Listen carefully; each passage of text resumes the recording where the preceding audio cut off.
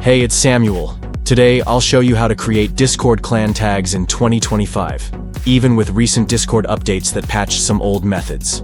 Let's get started. Clan tags are a great way to show off your group, guild, or team identity inside your server. They usually appear as special labels or prefixes next to usernames.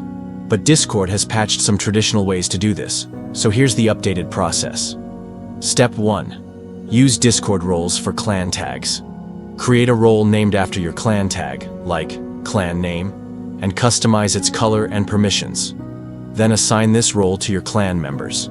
This is the official way Discord supports tags now, as role names.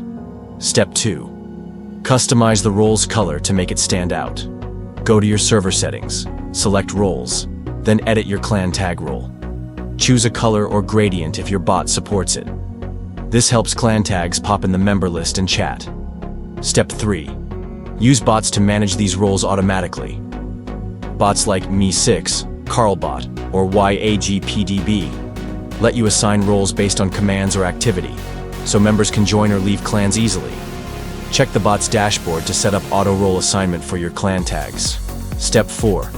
For extra style, some servers add custom emojis or nickname prefixes manually or with bots.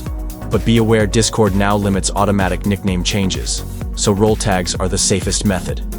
Step 5. Test your clan tags. Invite some members, assign the clan tag role, and watch the tag appear next to their names in the member list and chat.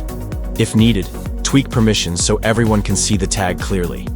And that's how to create Discord clan tags in 2025. Patched, but still easy and effective.